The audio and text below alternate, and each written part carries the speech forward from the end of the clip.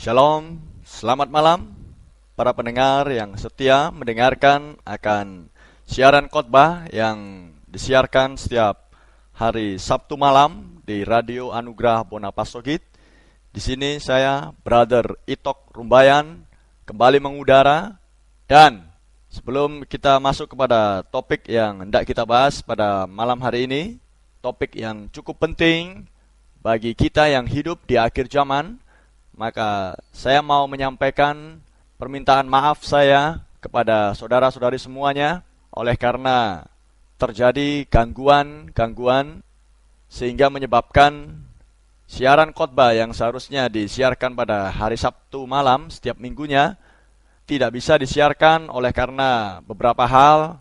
Pertama, karena gangguan listrik mengakibatkan pihak Radio Anugerah tidak bisa mengudara, dan juga karena alasan kerusakan mesin, dan juga karena kesalahan teknis sehingga tidak tersiarnya siaran khotbah yang seharusnya disiarkan pada hari Sabtu malam. Jadi karena hal-hal yang demikian, saya meminta maaf kepada saudara-saudari semuanya dan berharap bahwa Tuhan Yesus Kristus akan menolong supaya siaran khotbah ini tetap bisa disiarkan dengan lancar setiap hari Sabtu, setiap minggunya. Dan saya berharap hal ini terjadi demikian. Haleluya. Karena apa yang saya sampaikan oleh kasih karunia Tuhan Yesus Kristus setiap hari Sabtunya, itu adalah sebuah rangkaian khotbah di mana saya akan mengarahkan saudara dari hal-hal yang sederhana yang ada dalam Alkitab tentang percaya kepada firman Tuhan, tentang iman yang dibutuhkan untuk menerima firman Tuhan, tentang bahwa kita harus memastikan bahwa kita hanya percaya kepada satu pondasi untuk membangun sebuah rumah, yang mana pondasi itu adalah Yesus Kristus, dan kita tahu bahwa Alkitab ini adalah Kristus di dalam bentuk tulisan, dan kita butuh iman untuk percaya kepada Alkitab yang tertulis ini, dan kita pun juga perlu mengetahui akan nubuatan-nubuatan apa yang akan terjadi dan yang diperuntukkan bagi kita yang hidup di akhir zaman sebelum Kristus datang yang kedua. Karena ketika nubuatan-nubuatan itu sudah diucapkan oleh para nabi, oleh Tuhan Yesus dan para rasul, digenapkan dan kita tidak mengetahuinya, maka kita adalah orang-orang yang sangat malang, karena kita adalah orang-orang yang menantikan sebuah pembebasan dari dosa, orang-orang yang menantikan supaya kita dilepaskan dari kehidupan yang fana yang ada di muka bumi ini. Dan kita berharap bahwa Yesus Kristus datang yang kedua, dan saya akan bisa bertemu dengan dia muka dengan muka. Tapi ternyata kita gagal untuk mendapatkan semuanya itu karena kita gagal untuk mengenali tanda-tanda zaman, dan kita gagal untuk mengetahui nubuatan-nubuatan apa yang diperuntukkan bagi kita yang hidup di akhir zaman, dan bagaimana caranya, dan bagaimana penafsiran daripada nubuatan-nubuatan tersebut, dan kapan itu digenapkan, dan kita tidak tahu, maka kita lah orang yang sungguh malang. Dan kita tidak ingin masuk pada golongan orang-orang yang demikian. Kita mau memastikan bahwa kita lah orang-orang yang masuk ke dalam pengangkatan ketika Yesus Kristus datang untuk yang kedua, untuk mengambil gerejanya, untuk mengambil mempelai wanitanya, untuk diluputkan dari murka yang akan menimpa muka bumi ini ke atas orang-orang fasik. Itu sebabnya sangat perlu bahwa siaran khotbah ini disiarkan dengan lancar setiap hari Sabtu, setiap minggunya. Dan saya berharap demikian. Dan di situ saya juga sudah menjelaskan tentang berjalan di dalam terang. Dan kita tahu berjalan di dalam terang artinya adalah percaya kepada firman yang tertulis, dan juga percaya kepada firman yang tertulis yang digenapkan untuk zamannya. Dan kita hidup di akhir zaman. Dan di zaman kita ada makanan rohani atau makanan yang tepat pada zamannya, yang diperuntukkan hanya untuk akhir zaman. Dan itu yang disebut dengan makanan rohani pada waktunya atau kebenaran yang saat ini, dan saya sudah sampaikan hal tersebut. Dan minggu yang lalu saya sudah menyampaikan tentang mengenali zamanmu dan pesannya, atau mengenali zamanmu dan firman-Nya.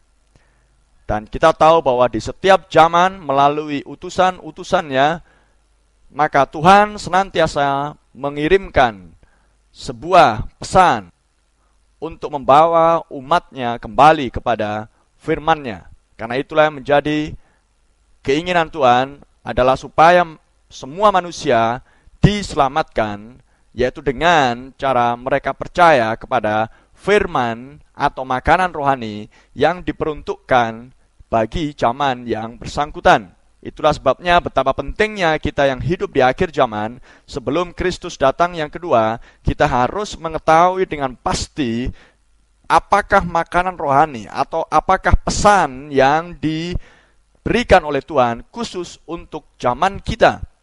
Sehingga kita tahu bagaimana mempersiapkan diri kita melalui makanan yang kita terima itu, karena iman timbul dari pendengaran akan firman Kristus. Dengan demikian kita bisa membuat diri kita bersiap-siap bagi kedatangan Kristus yang kedua tersebut. Karena hanya akan sedikit orang yang diambil dari seluruh dunia untuk menjadi anggota mempelai wanitanya. Dan saya berharap saudara-saudari semuanya, para pendengar, mau memastikan bahwa kita adalah bagian anggota tubuh mempelai wanita Yesus Kristus yang diambil dari suku dan kaum dan bangsa dan bahasa dari seluruh dunia di akhir zaman ini. Haleluya. Dan saya berharap para pendengar semuanya, dimanapun Anda berada, benar-benar merenungkan hal ini dan benar-benar mau memiliki akan kerinduan yang besar untuk mencapai hal tersebut.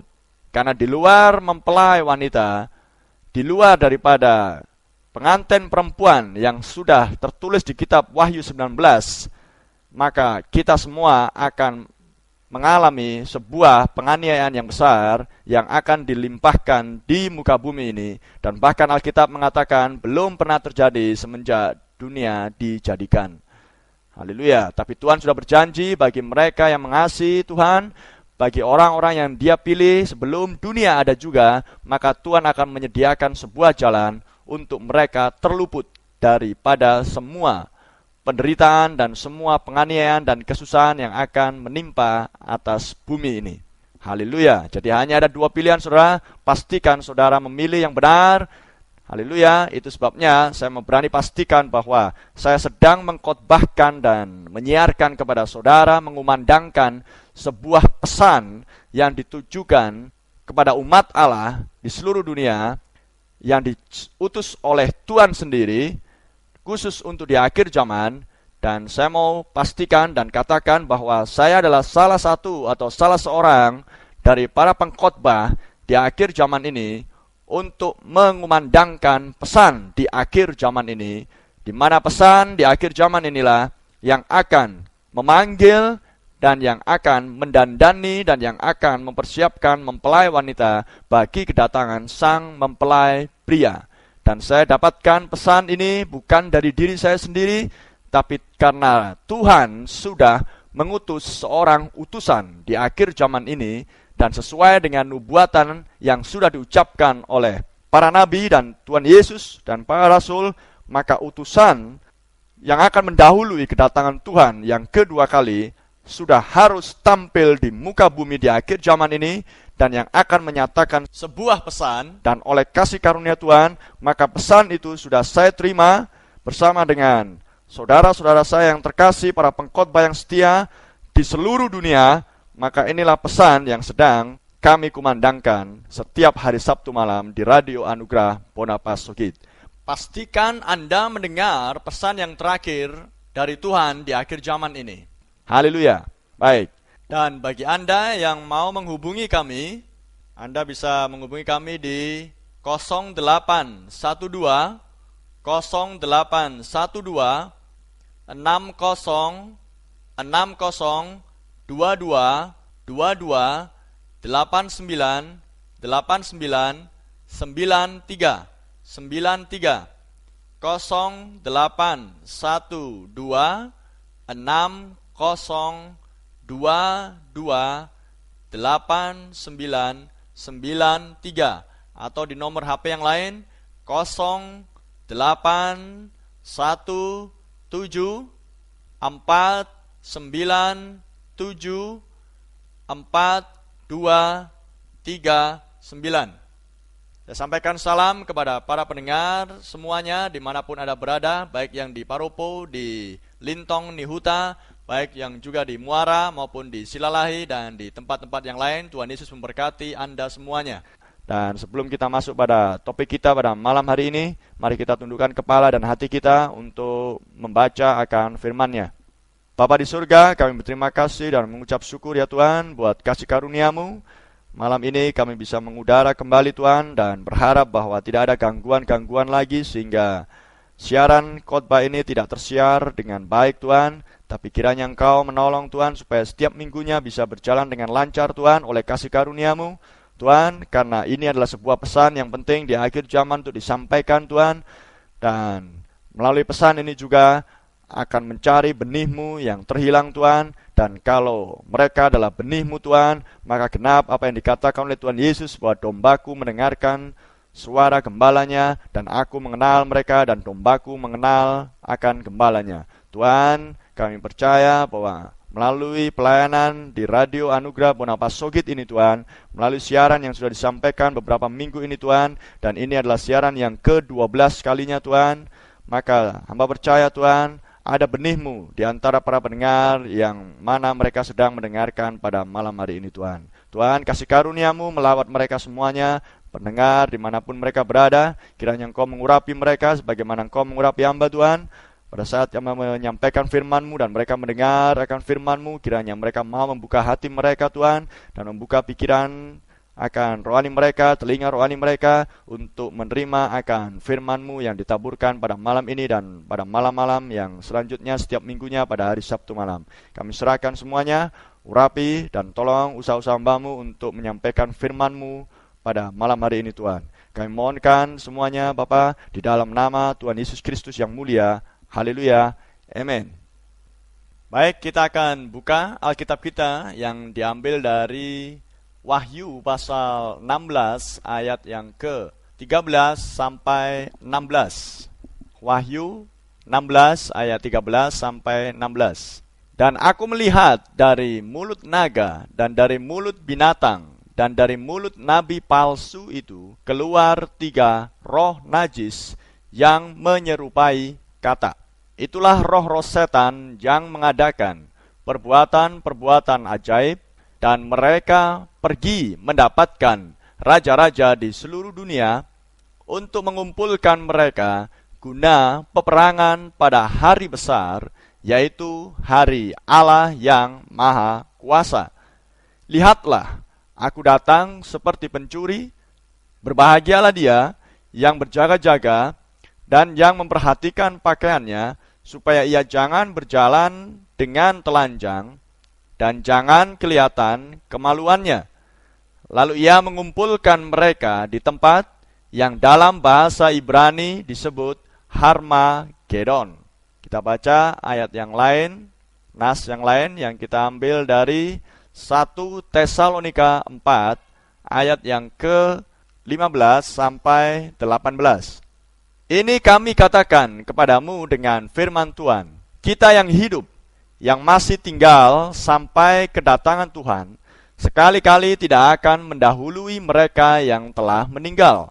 Sebab pada waktu tanda diberi, yaitu pada waktu penghulu malaikat berseru, dan sangkakala Allah berbunyi, maka Tuhan sendiri akan turun dari surga, dan mereka yang mati dalam Kristus akan lebih dahulu bangkit. Sesudah itu kita yang hidup, yang masih tinggal, akan diangkat bersama-sama dengan mereka dalam awan menyongsong Tuhan di angkasa. Demikianlah kita akan selama-lamanya bersama-sama dengan Tuhan. Karena itu hiburkanlah seorang akan yang lain dengan perkataan-perkataan ini. Saya ingin saudara memperhatikan di ayat yang ke-16. Saya akan bacakan di dalam Alkitab versi King James bahasa Inggris. Maka terjemahannya yang benar menurut Alkitab versi King James adalah, sebab Tuhan sendiri akan turun dengan seruan, dengan suara penghulu malaikat, dengan sangkakala Allah. Dan mereka yang mati dalam Kristus akan lebih dahulu bangkit. Itulah terjemahan yang benar. Nah, di ayat yang pertama kita baca tadi diambil dari kitab Wahyu, maka saya sudah menjelaskan sedikit kepada saudara bahwa kitab Wahyu adalah kitab yang berisi dengan simbol-simbol, dituliskan di dalam bentuk simbol-simbol. Dan kalau itu adalah simbol-simbol, maka itu harus ditafsirkan. Dan kita tahu bahwa penafsir yang benar adalah Roh Kudus sendiri.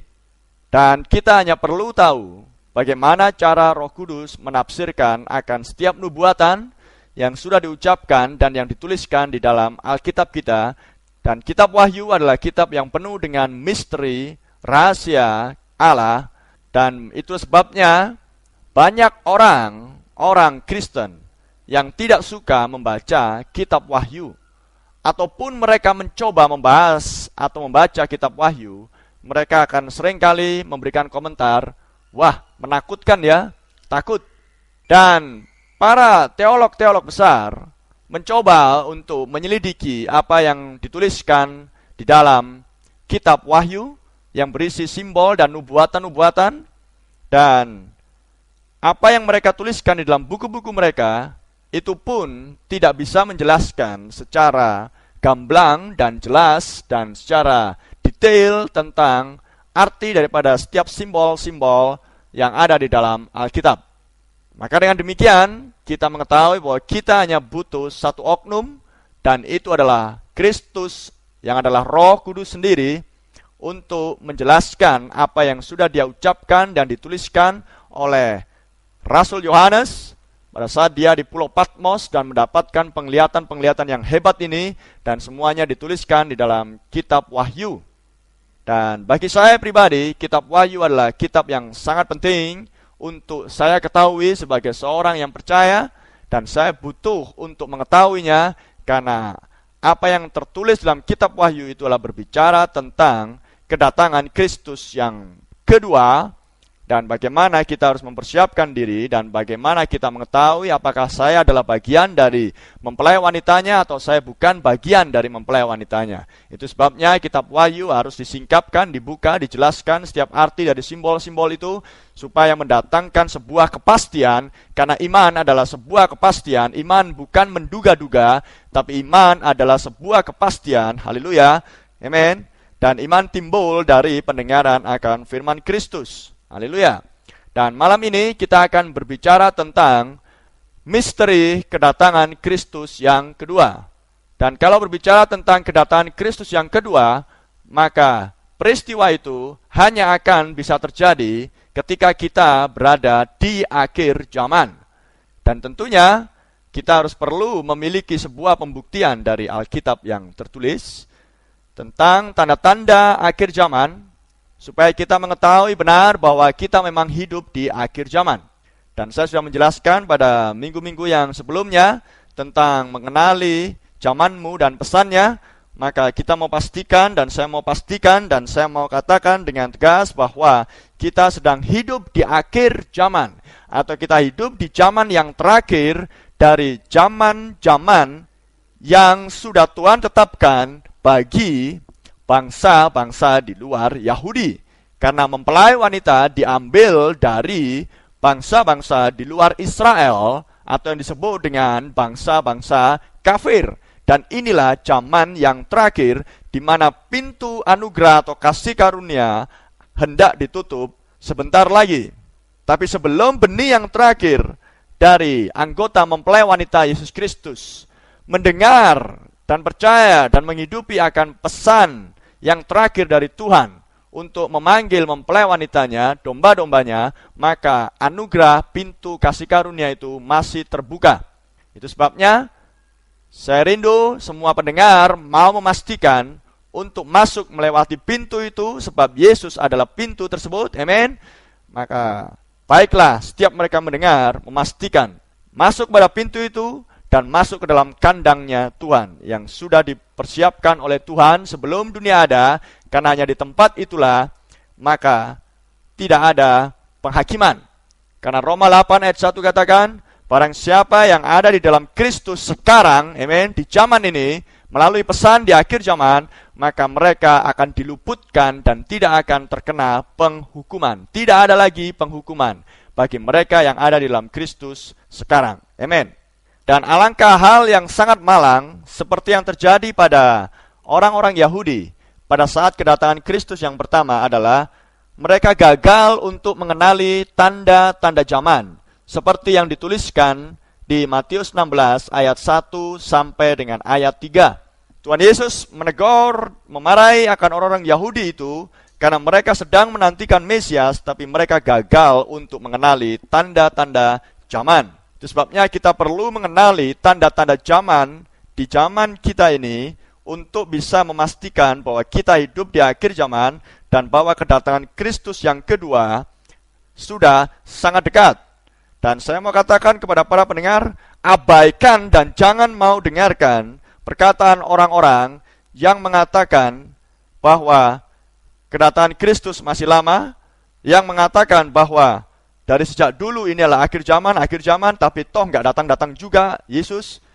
Maka saudara, abaikan dan jangan dengarkan perkataan-perkataan yang demikian, karena perkataan-perkataan yang demikian adalah untuk melemahkan iman. Dan orang-orang yang mengatakan demikian adalah sedang menggenapkan nubuatan yang ada dalam Alkitab, bahwa di akhir zaman akan tampil pengejek-pengejek dan orang-orang fasik yang tidak percaya penuh bahwa Tuhan akan datang dengan segera. Nah, kita hanya perlu mengetahui tanda-tanda zaman.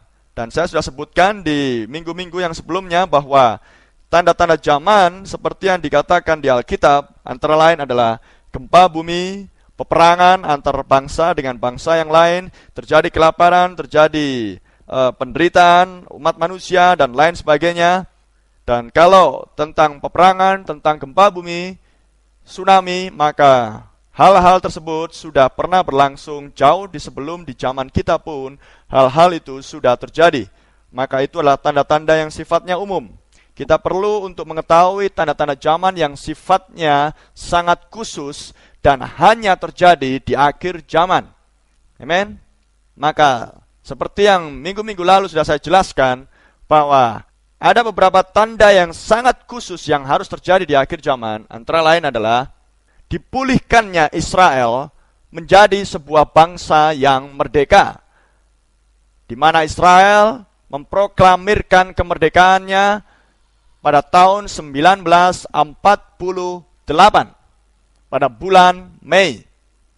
Itu adalah salah satu tanda yang sangat penting di akhir zaman untuk diperhatikan bagi orang-orang yang percaya, yang menantikan kedatangan Kristus yang kedua.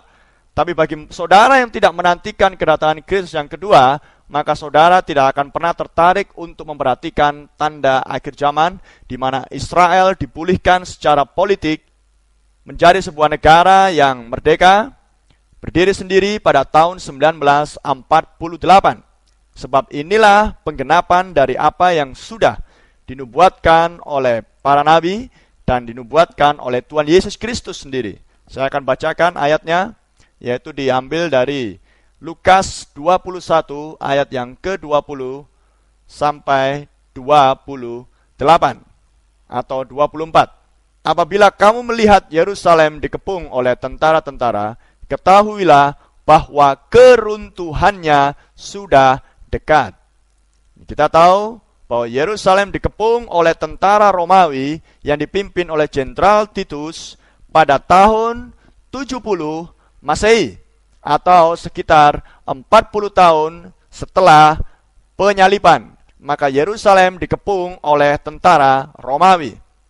Ayat 21, pada waktu itu orang-orang yang berada di Yudea harus melarikan diri ke pegunungan, dan orang-orang yang berada dalam kota harus mengungsi, dan orang-orang yang berada di pedusunan jangan masuk lagi ke dalam kota. Sebab itulah masa pembalasan di mana akan genap semua yang ada tertulis. Celakalah ibu-ibu yang sedang hamil atau yang menyusukan bayi pada masa itu, sebab akan datang kesesakan yang dahsyat atas seluruh negeri dan murka atas bangsa ini, bangsa Israel.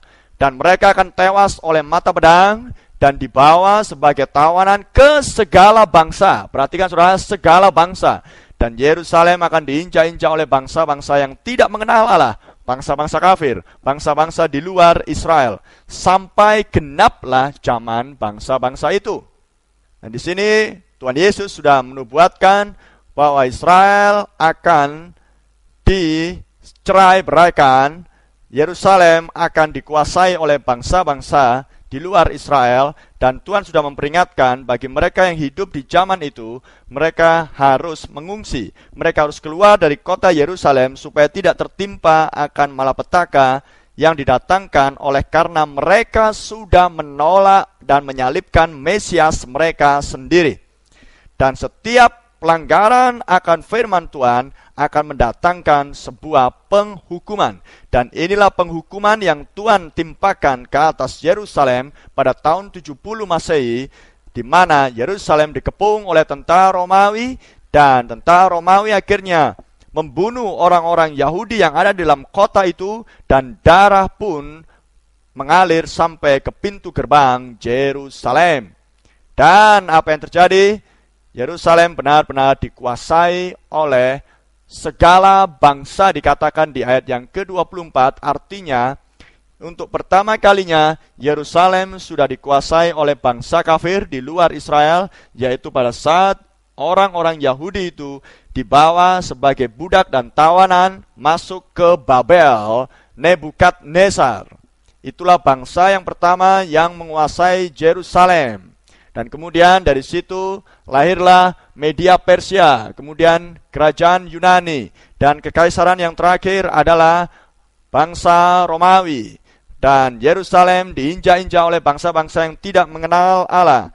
Dan kemudian pada tahun 70 bangkitlah Jenderal Titus dan mengepung kota Yerusalem dan membunuh orang-orang Yahudi yang ada di kota itu, kecuali, saudara perhatikan, kecuali orang-orang Kristen yang percaya para rasul, amin, karena mereka tahu tentang nubuatan tersebut, haleluya, dan mereka mau memperhatikan tentang peringatan yang disampaikan oleh Tuhan Yesus.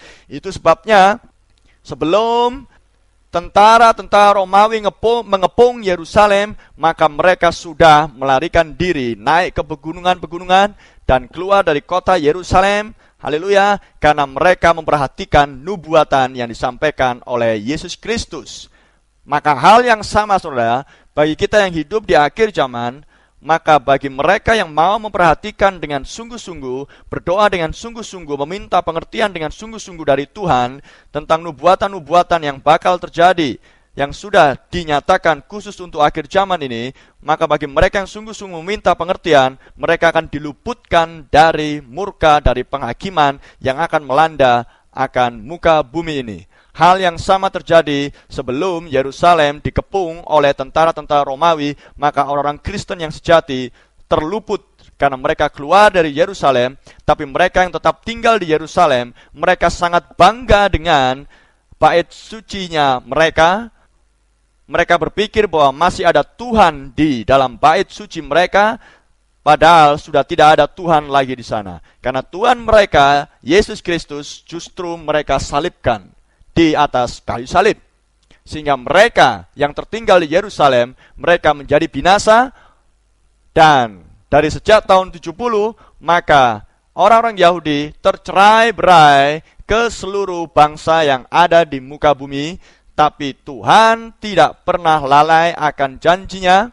Itu sebabnya dia berkata di Matius 24, seperti yang sudah kita baca, perhatikan perumpamaan tentang pohon ara. Pohon ara berbicara tentang simbol Israel apabila ia bertunas, apabila ia menjadi sebuah negara, amin, maka waktunya sudah dekat.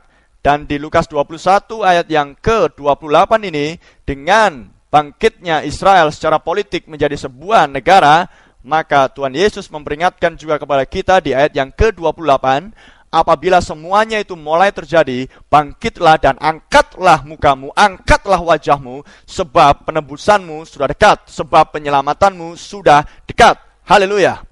Jadi dengan demikian, dengan tampilnya Israel menjadi sebuah negara yang merdeka pada tahun 1948, di mana Israel sekarang menguasai kota Yerusalem secara penuh, maka itu erat hubungannya dengan penebusan, dengan keselamatan bagi bangsa-bangsa di luar Israel, di mana Tuhan akan mendatangkan keselamatan plus di akhir zaman ini bagi mereka yang termasuk golongan orang-orang pilihan, bagi mereka yang masuk golongan mempelai wanita Yesus Kristus, karena mereka akan diselamatkan, mereka akan diluputkan dari murka yang akan datang menimpa atas muka bumi ini, haleluya. Tapi bagi mereka yang tetap bersikeras, bertegar tengkuk, yang mengatakan bahwa masih ada Tuhan di gereja-gereja kami, masih ada Tuhan di dalam pelayanan-pelayanan kami, masih ada Tuhan di dalam hati kami, maka mereka akan kecewa, karena mereka akan masuk ke dalam kesusahan besar, penganiayaan yang terjadi di atas muka bumi ini. Sebab Tuhan ada di dalam firman-Nya, dan firman-Nya sudah diperdengarkan kepada mempelai wanitanya, dan mempelai wanitanya mendengarkan firman itu, dan Roh Kristus diam di dalam mempelai wanitanya, dan hanya mereka yang memiliki Roh Kudus di zaman ini akan masuk ke dalam pengangkatan. Amin. Glory. Pastikan saudara bahwa saudara mendapatkan Roh Kudus, yaitu dengan cara percaya kepada firman Tuhan, yaitu pesan di akhir zaman yang sedang dikumandangkan di akhir zaman ini, sebelum Kristus datang yang kedua. Dan makanan rohani bagi kita yang hidup di akhir zaman adalah pemulihan segala sesuatu. Dan itu hanya bisa dikerjakan oleh Dia yang diutus oleh Tuhan, di mana di Matius 17 ayat yang ke-11 Tuhan sudah berjanji bahwa aku akan mengutus Nabi Elia untuk memulihkan segala sesuatu. Dan Elia itu harus datang, menurut Maleakhi 4 ayat yang ke-5, Elia harus datang sebelum Kristus datang yang kedua kali. Haleluya.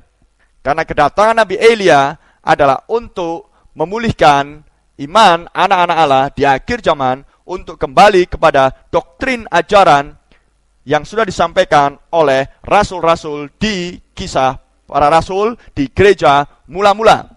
Maka tanda yang berikutnya yang sangat khusus yang ada di akhir zaman ini, yang harus saudara perhatikan, yang harus saudara renungkan, yang harus saudara pertimbangkan dengan sungguh-sungguh adalah bahwa Tuhan di akhir zaman dengan tampilnya Israel sebagai sebuah bangsa yang merdeka, maka di akhir zaman juga maka Tuhan akan munculkan pelayanan Nabi Elia untuk memulihkan segala sesuatu. Amin. Menurut Matius 17.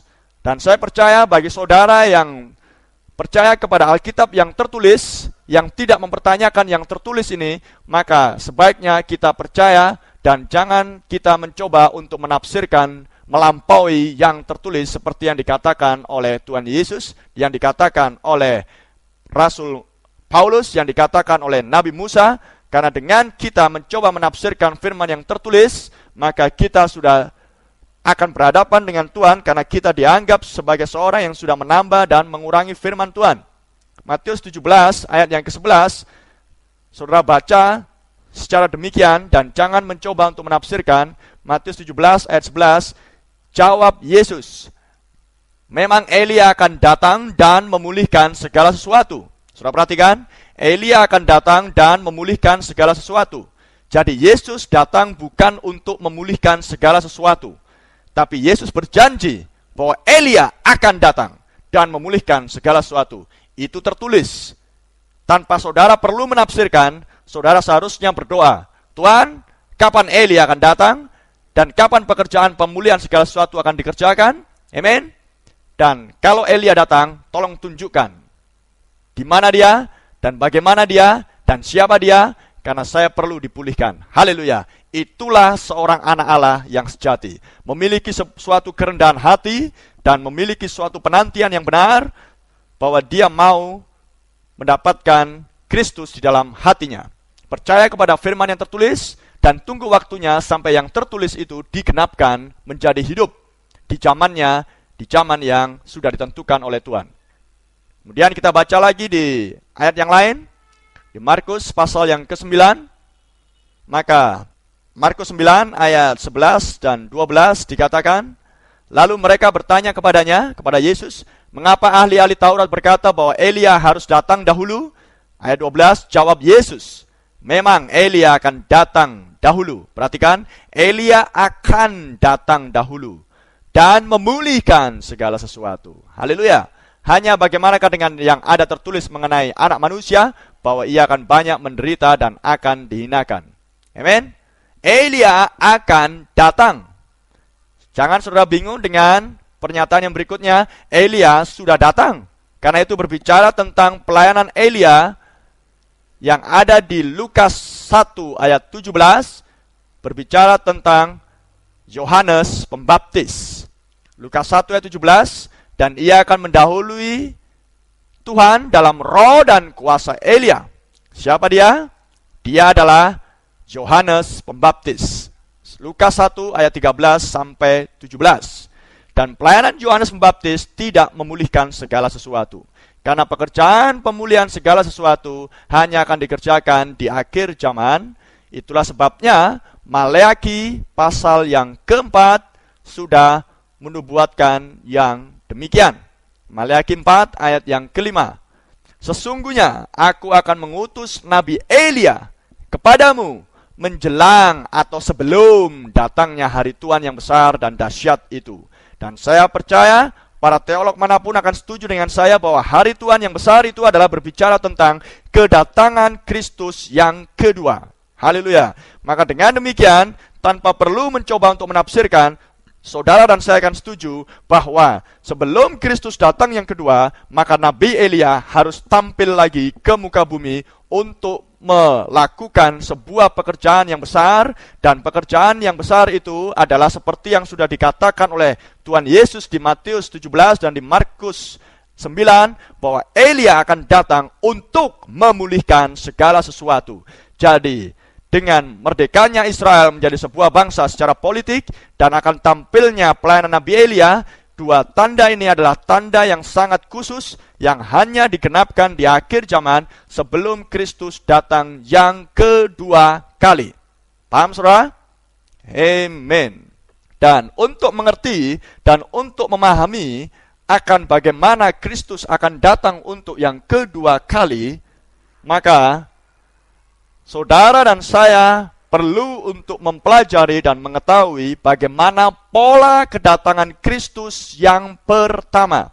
Sebab kalau saudara mengetahui bagaimana pola kedatangan Kristus yang pertama, maka saudara akan dibuat tahu juga oleh Roh Kudus bagaimana Kristus akan datang yang kedua. Sebab Yesus Kristus tetap sama kemarin, hari ini, dan selamanya.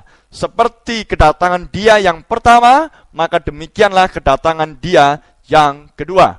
Mari saya ajak saudara untuk melihat mundur ke belakang dan mempelajari, menyelidiki apa yang terjadi pada saat kedatangan Kristus yang pertama. Ada beberapa hal yang ingin supaya saudara perhatikan dan dengarkan dengan seksama. Keadaan pada waktu kedatangan Kristus yang pertama adalah sebagai berikut. Orang-orang di zaman itu, yaitu orang-orang Yahudi, mereka sedang menantikan datangnya Mesias. Mereka tahu bahwa kedatangan Mesias sudah tertulis di dalam Alkitab. Itulah sebabnya mereka sangat menantikan hal tersebut. Ulangan 18 ayat yang ke-15 berbicara akan tampilnya seorang nabi, karena Mesias adalah berbicara nabi.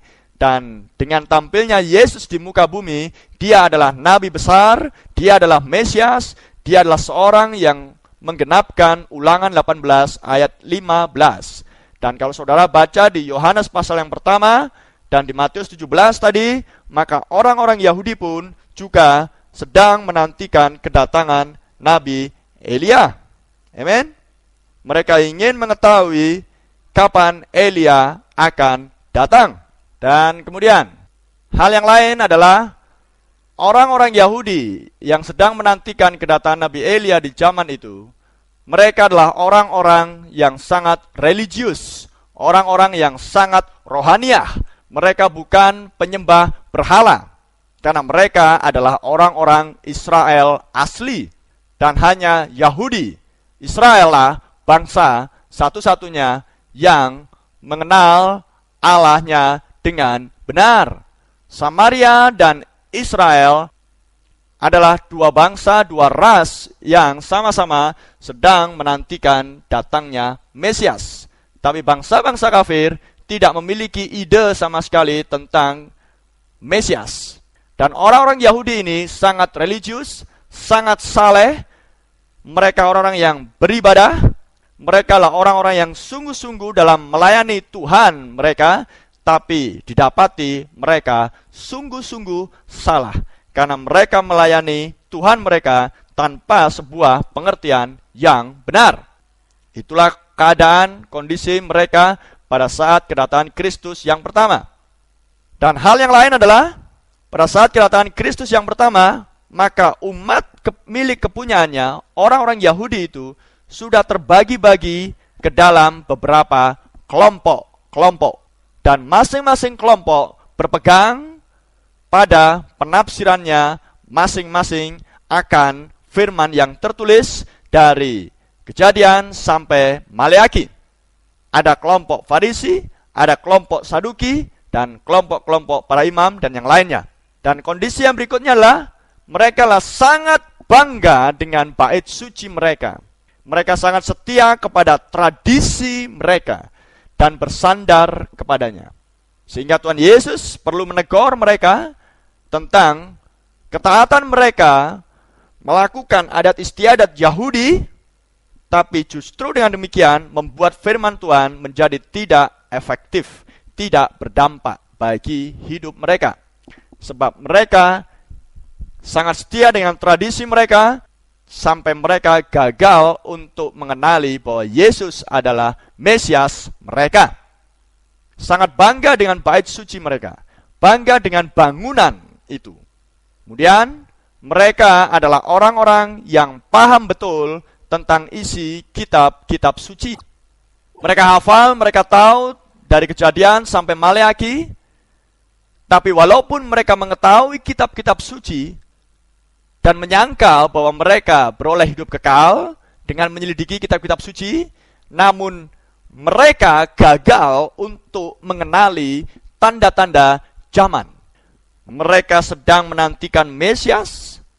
Setiap kali ada pertemuan ibadah di rumah-rumah ibadat mereka, mereka selalu menyanyikan mazmur, mereka selalu mengkhotbahkan, mengajarkan bahwa Mesias akan datang, Mesias akan datang, Mesias akan datang. Tapi karena mereka gagal mengenali tanda-tanda zaman, maka ketika Mesias yang sedang mereka nantikan dinyatakan di dalam tubuh manusia, firman itu menjadi manusia dan ditempatkan di antara mereka, di tengah-tengah mereka, justru mereka tidak bisa mengenali. Yesus adalah Mesias mereka, tapi justru mereka tidak bisa mengenali. Mereka hanya bisa melihat bahwa akan datang Mesias sesuai dengan yang tertulis dari Kejadian sampai Maleaki, tapi ketika apa yang mereka baca, apa yang mereka dengar, apa yang mereka ajarkan dan khotbahkan itu menjadi genap di zaman itu dengan tampilnya Yesus, mereka gagal untuk mengenali penggenapan daripada nubuatan tersebut. Dan saya berharap itu tidak terjadi pada saudara-saudari yang hidup di akhir zaman, yang sedang menantikan kedatangan Kristus yang kedua. Hal yang lain kondisi di zaman tersebut pada saat kedatangan Kristus yang pertama adalah sudah tidak ada nabi selama 400 tahun. Sudah tidak ada nabi selama 400 tahun. Menurut Alkitab dan menurut sejarah.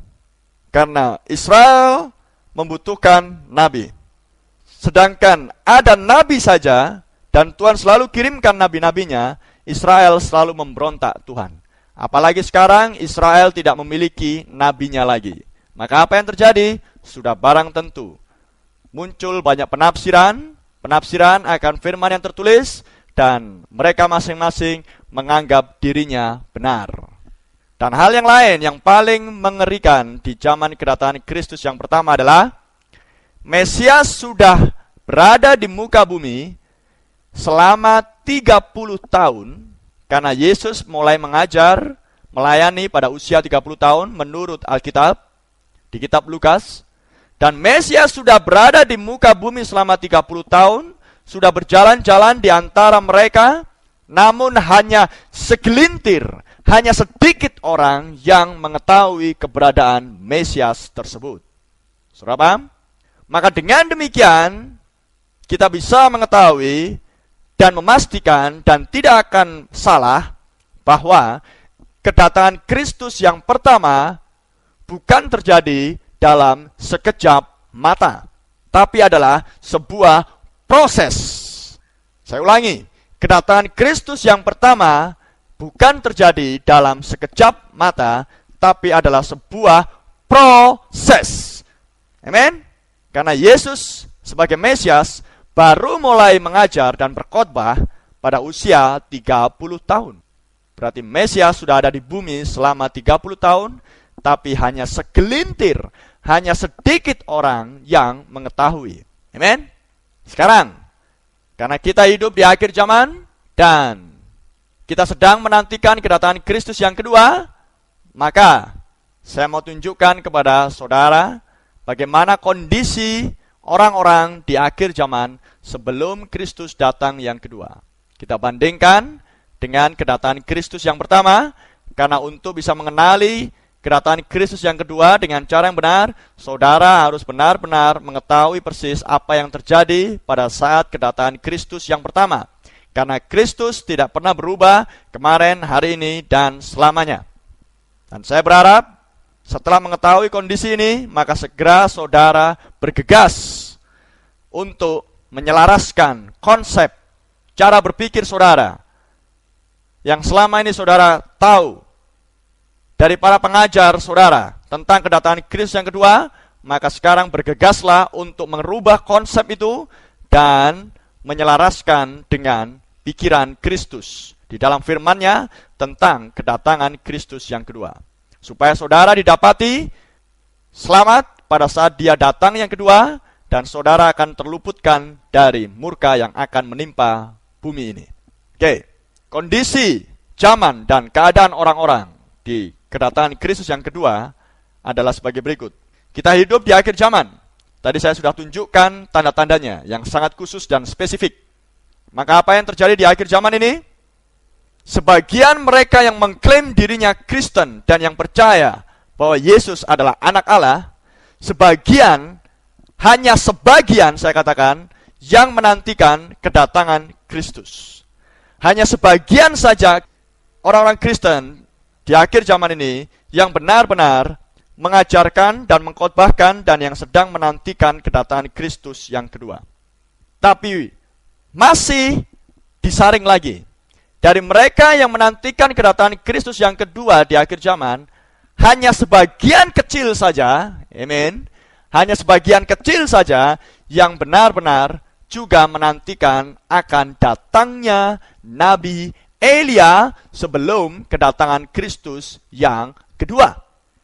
Karena tentang akan tampilnya Nabi Elia di akhir zaman ini sudah muncul banyak penafsiran-penafsiran yang tidak bisa dibuktikan dari firman yang tertulis. Karena mereka sudah mencoba untuk menafsirkan menurut pendapatnya masing-masing.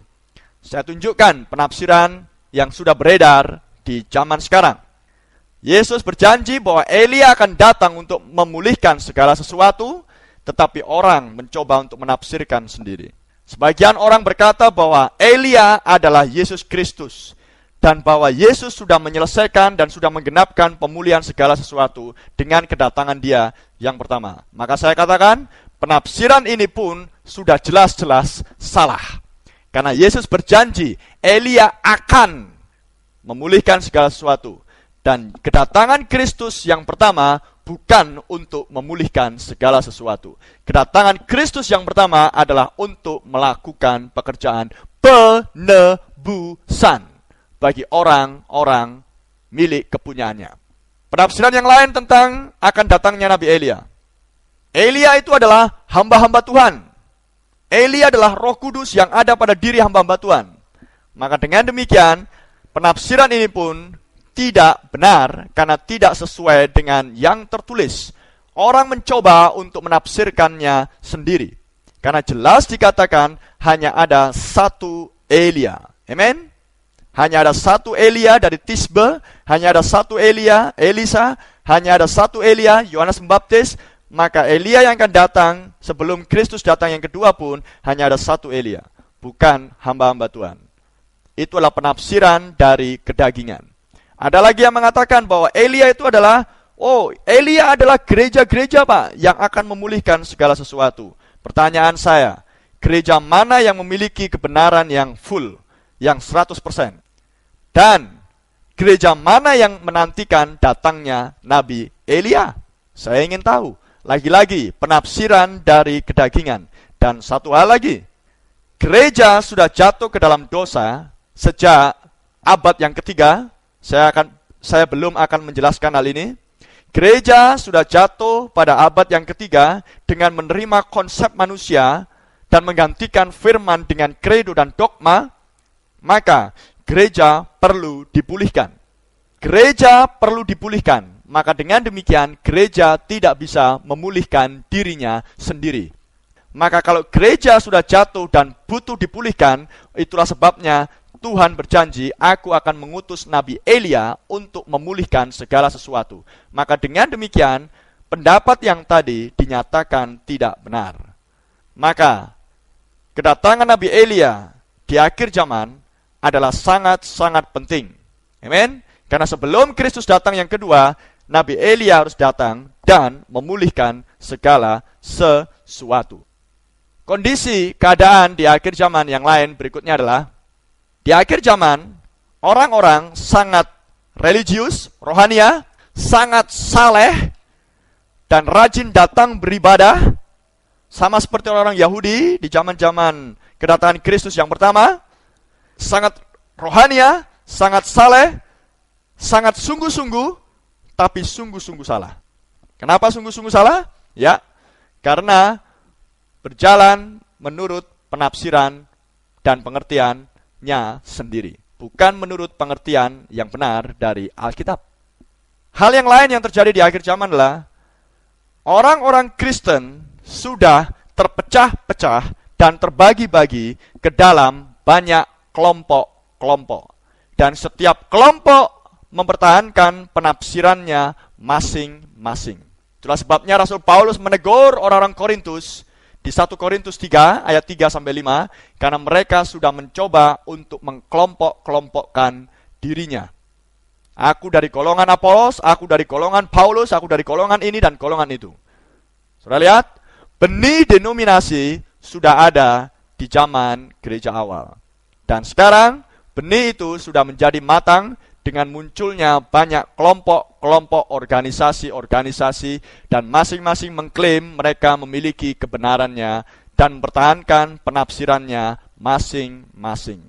Sama seperti Yahudi, mereka sangat bangga dengan bait suci mereka, bangunan itu. Maka hal yang sama, kekristenan sekarang, mereka sangat bangga dengan merek-merek gereja mereka masing-masing.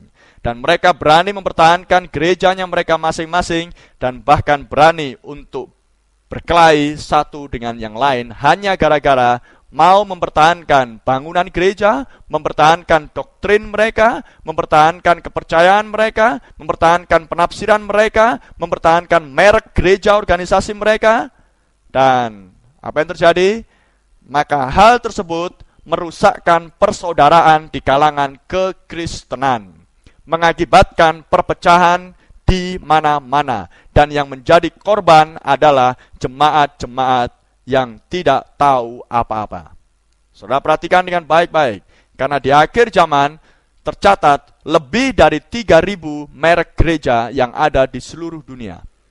Dan setiap gereja mempertahankan tradisi gerejawinya dan bersandar kepadanya. Itulah sebabnya Tuhan sangat membenci tradisi-tradisi yang berlangsung di dalam gereja. Mereka yang mengklaim gereja Tuhan di akhir zaman. Sudah paham yang saya maksudkan? Saya berbicara tentang gereja secara umum, bukan menunjuk kepada satu oknum gereja.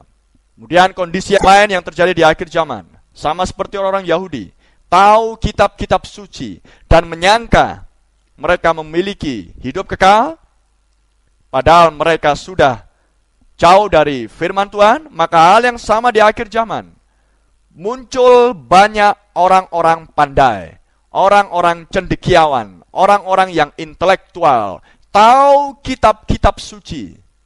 Tapi sama seperti Yahudi, mereka tahu kitab-kitab suci, mereka sedang menantikan datangnya Mesias, maka di akhir zaman juga demikian, tahu kitab-kitab suci, sedang menantikan kedatangan Kristus yang kedua, tapi gagal untuk mengenali tanda-tanda zaman. Maka dengan demikian, Anda didapati gagal untuk mengenali bagaimana Kristus akan datang yang kedua kali. Hal yang lain yang harus perlu kita perhatikan di akhir zaman. Ini adalah zaman akhir di mana inilah kondisi ketika orang-orang yang mengklaim dirinya Kristen sudah menjadi suam-suam kuku. Tidak panas, tidak dingin. Kenapa suam-suam kuku? Ya, orang-orang beribadah dan masuk ke gereja, mereka berusaha untuk melayani dengan cara yang benar, tapi satu sisi mereka pun ingin hidup seperti dunia. Mereka pun ingin hidup mengikuti tren dunia modern. Mereka pun ingin mengikuti cara dandanan orang dunia. Mereka pun ingin menghidupi atau mengikuti gaya hidup orang dunia modern. Suam-suam kuku. Dan Tuhan akan memuntahkan mereka. Dan karena mereka suam-suam kuku, bersandar kepada tradisi gerejawi, bersandar kepada konsep penafsiran pribadi, bersandar kepada apa yang menjadi miliknya, merek gerejanya, maka dengan demikian membuat Kristus berada di luar gereja. Wahyu 3 ayat yang ke-20. Dan Kristus adalah firman Allah. Amin.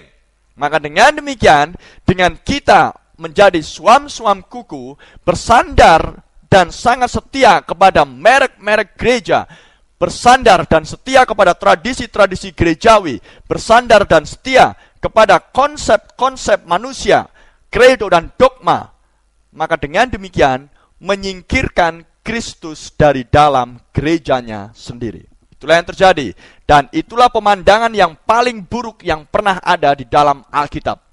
Kristus berada di luar gereja. Dan di akhir zaman ini juga kita melihat bagaimana dunia sangat kaya dengan harta dunia. Mereka punya rekening-rekening di bank dengan nilai yang sangat besar. Mereka sangat kaya, mereka punya kekayaan yang sangat besar, tapi kekayaan secara material tidak sebanding dengan kekayaan secara rohani. Mereka miskin secara rohaniah. Mereka sangat dangkal di dalam pengetahuan akan Alkitab. Itulah sebabnya salah satu hal yang tadi saya sebutkan di awal. Hanya segelintir sedikit saja orang Kristen yang mau memberikan perhatian yang penuh kepada kitab Wahyu dan kitab Kejadian. Karena di dalam kitab Wahyu banyak menyimpan rahasia dan misteri yang sukar dipahami secara nalar manusia dengan kekuatan daging ini. Itulah sebabnya orang-orang Kristen di akhir zaman kemudian mengalihkan perhatian mereka, yang penting melayani Tuhan saja. Yang penting kita bisa menjadi orang Kristen yang baik, jadi garam di tengah-tengah dunia, membantu orang miskin, ikut di dalam program pendidikan, kesehatan, supaya orang Kristen bisa dilihat sebagai orang-orang yang menjadi berkat bagi kotanya, bagi negaranya, bagi kaumnya, dan lain sebagainya. Mereka terjebak ke dalam kehidupan norma-norma dan etika manusia. Walaupun semuanya itu baik, dan saya tidak menentang, dan Alkitab tidak menentang, tapi itu tidak cukup untuk membawa Anda untuk mendekat dan melayani Tuhan dengan cara yang benar. Amen. Itu tidak akan membawa Anda cukup untuk mengenal Kristus dengan benar. Karena Kristus ada di dalam Alkitab. Kalau kita sangat dangkal di dalam pengetahuan akan Alkitab dan tidak mengetahui misteri Kristus yang tersimpan dalam Alkitab, amin, maka Anda tidak akan mengenal pribadi Kristus dengan cara yang benar. Maka dengan demikian kedatangan Kristus yang kedua Anda akan lewatkan.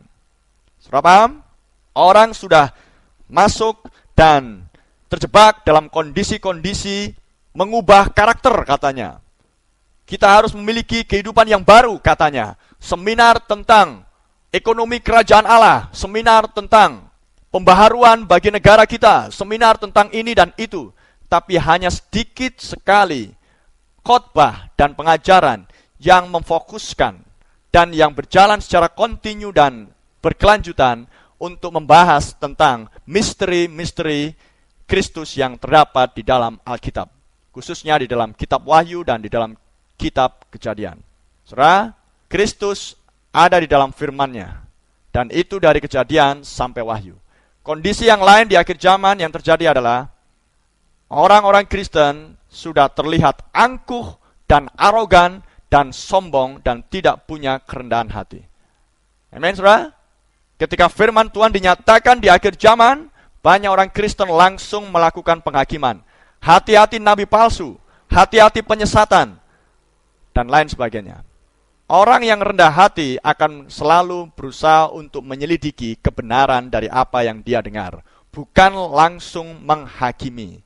Dan kenapa menjadi sombong? Karena merasa bahwa gerejanya sudah menjadi besar, jemaatnya banyak, dan lain sebagainya, perpuluhannya sudah sangat besar. Itu tidak menjamin saudara untuk mengenal Kristus dengan benar. Amin? Karena Kristus hanya bisa dikenali oleh firman-Nya, oleh Roh Kudus, bukan seberapa banyak jemaat yang Anda miliki, bukan seberapa besar gedung gereja Anda, bukan seberapa hebat kemewahan dalam gereja Anda, seberapa hebat pelayanan Anda. Kita tidak menentang semuanya itu, tapi kita hanya perlu memastikan diri kita memiliki pengertian yang benar sesuai dengan Alkitab yang tertulis, karena kita sedang menantikan kedatangan Kristus yang kedua, dan Tuhan hanya akan mengambil orang-orang yang memiliki pengertian yang benar tentang anak Allah. Amin. Efesus pasal yang keempat. Dan apa yang terjadi? Hal yang lain, kondisi di akhir zaman adalah sama seperti Yahudi. Sudah tidak memiliki nabi selama 400 tahun. Maka saya mau katakan, bangsa di luar Yahudi, bangsa kafir, sudah tidak memiliki nabi selama hampir 2000 tahun. Kita sering mendengar orang-orang Kristen di gereja-gereja selalu mengklaim, kita ini adalah Israel rohani. Maka saya mau katakan, jika Anda adalah memang benar Israel rohani, maka saudara harus bisa melihat Israel secara jasmaniahnya lebih dahulu. Israel secara jasmani percaya kepada nabi-nabinya. Amin? Dan kalau mereka ingin mengetahui ini dan itu, mereka datang kepada nabi-nabinya.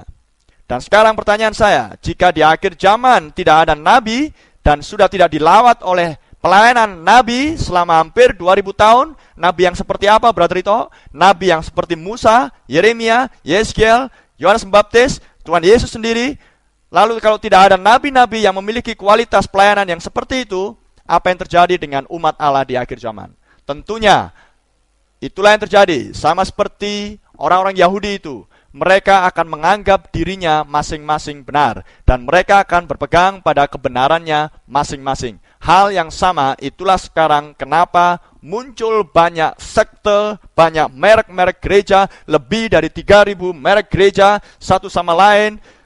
Tidak bisa saling bergandengan tangan karena perbedaan doktrin dan ajaran satu dengan yang lain.